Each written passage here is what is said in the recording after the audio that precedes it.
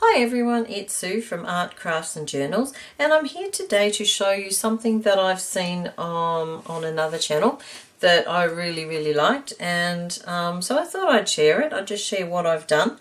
The idea comes from a lady called Abby, and she's from Purple Cottage Crafts, and it's basically called slow stitching. And I know Sonya Stepto also did some as well, so you could also check out her video. I will put both ladies' links down below.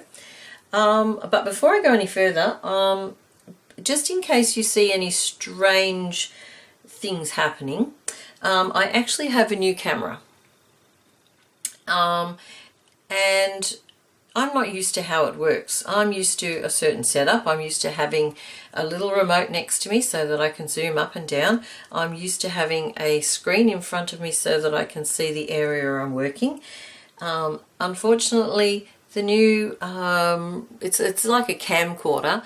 They don't come with remotes because apparently they're not used.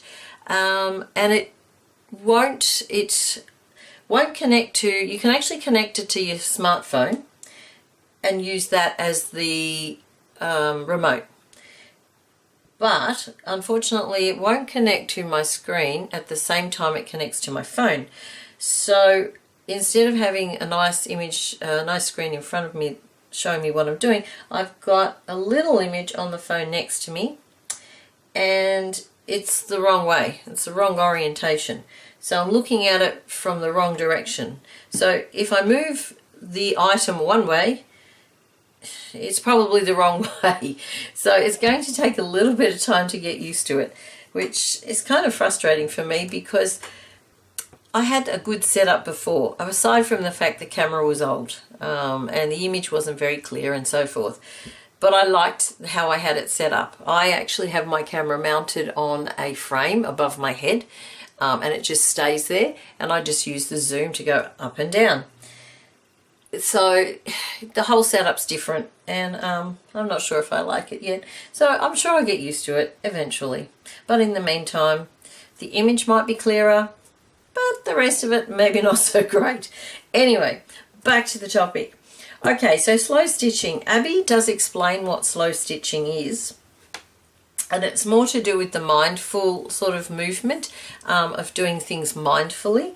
She uses it as a way of taking her mind off pain that she suffers. For me, I just see it as a nice relaxing way to sit and do crafts in front of the television in the evening.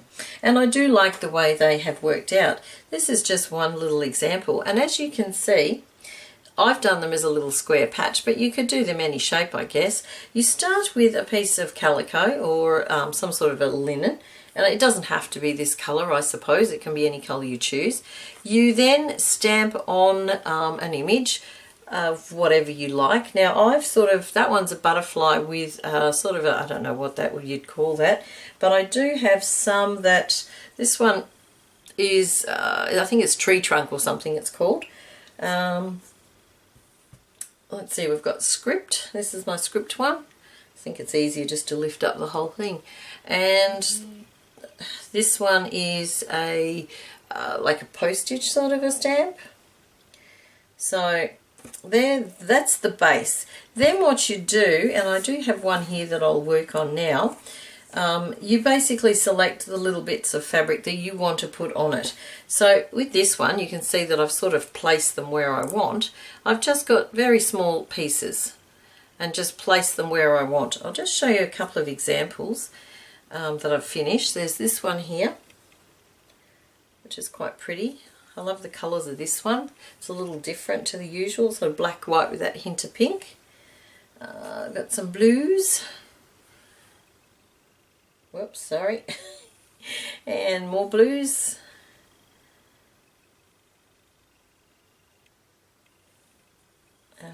Blue.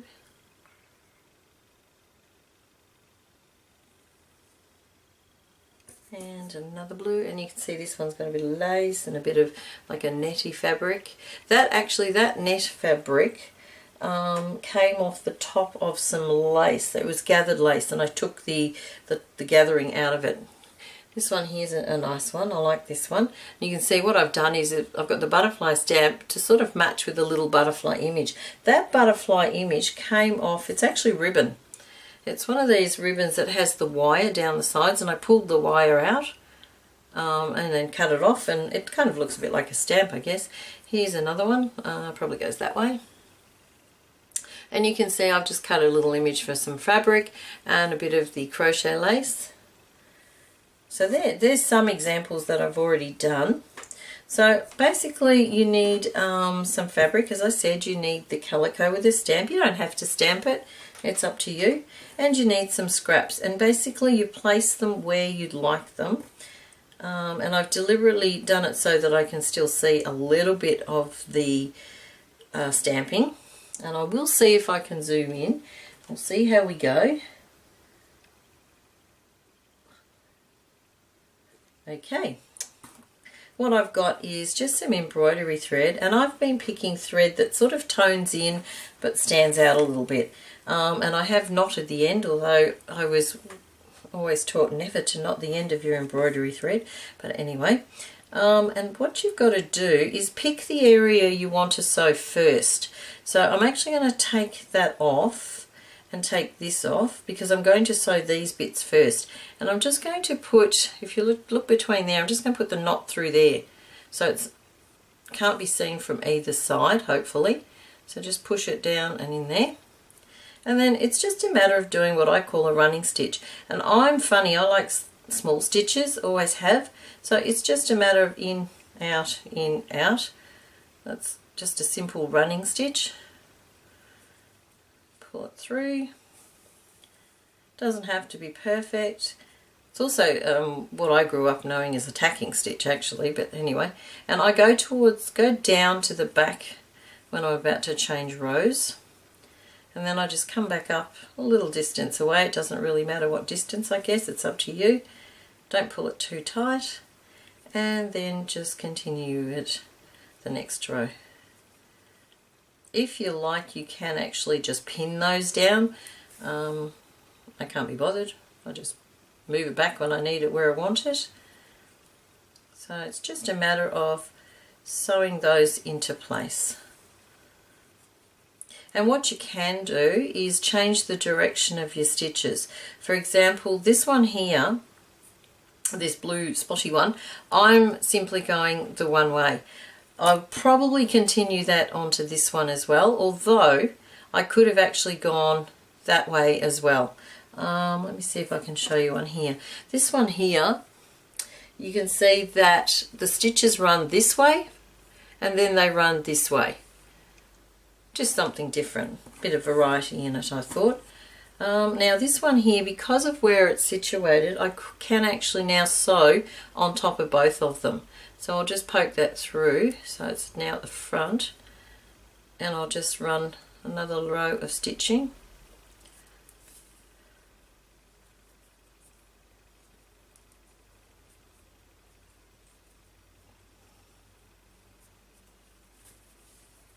Now you do need a needle that's got a fairly sharp point because you're going through a couple of layers of fabric, but if you're the thicker obviously the cotton you're using, you're going to need a bigger eye on your needle.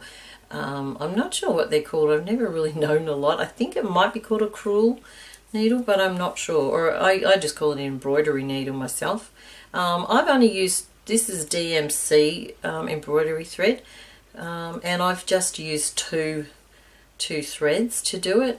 It's up to you, I guess, how many you want to do. I just prefer to just use two. I think two's enough. And of course you can either use a contrasting thread, or you can use one that's more subtle and blends in. But I think it adds to the effect when you can actually see the stitches.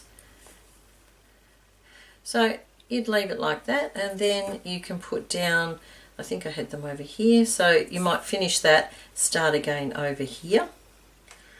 And I just finished by back stitching just a little bit, threading it through the stitches underneath.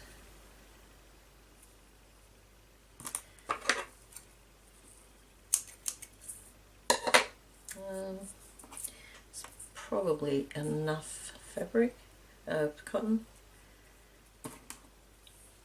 Okay, so now this one, if I'm popping it there, I'll just tuck it, I think, under there. And I'm just going to do this way.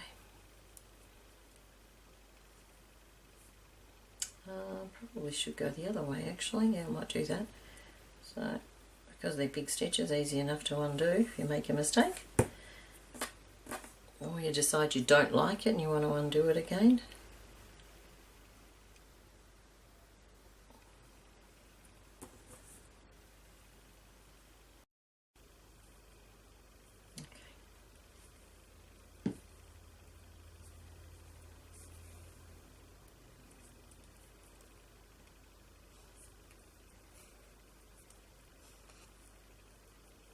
And just quickly do that.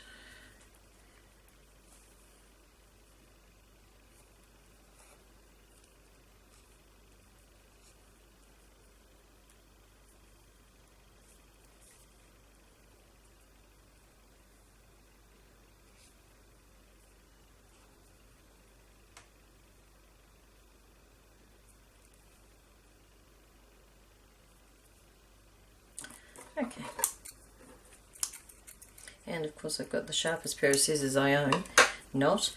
Okay, so then with this one, you can place it where you'd like. Now with some of them, I didn't use just normal straight stitch. Let me see if I can find one. There was one, which I can't find right now, that I actually used, oh, this one here. This one here, because I had an applique, I just did a little sort of like a top stitch where I wanted them, and here I've done a chain stitch just for something different. So if I pop that up, I think you can see that. So that was just something different. As I said, you can use all sorts of bits and pieces on them. Here's a couple more. This one here. And that was a piece of fabric that actually had words on it. I thought that was kind of cute. And this one here, I just cut out the flowered area on a piece of fabric, pop that down, and that there is a ribbon. So, and I just did a circular running stitch. I just kept going in towards the center. I do have another one here, which I'm not going to do because it will take too long, but I've got just a little flower and I'll stitch that on as well. So I thought that's quite cute. So with this one, I'm going to use the same colour thread, and just bear with me while I get two more out.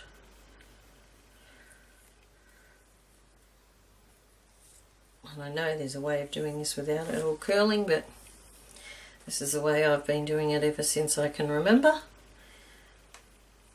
I know you're supposed to do it each strand, I think, and then put them together, but I don't know. Works well for me this way. If you just keep sort of curling it once in a while, it works out fine.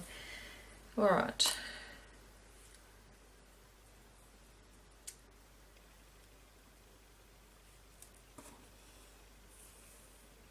Okay, now where am I going to start? Maybe this end, because I'm going to just see if I can tuck the knot under there. Okay. Now with this one, I think I might just go over the top of the center part rather than sew a long line. I'll just do a couple, then show you what I mean. This is gorgeous, this particular, it's not lace, I guess it's trim, and I don't even remember where I got it. I actually found it in my my lace sort of drawer when I was rummaging around to find some nice pieces to use. And it's great, this because you can use your little scraps, and as I said, it's one of those things you can just sit in front of the television and it doesn't require too much effort, you know, and you can just grab some bits and pieces of fabric. They don't have to coordinate colour-wise. That's just me. That's just what I like to do. Alright, so what I've done, where are we? Sorry, I was probably right off camera then. These here are the stitches. So they're just over the top of the little knotty bits. So just sew that bit there. Oh, must be a knot there. Okay. Just secure that in the back. And again, just going back over myself there.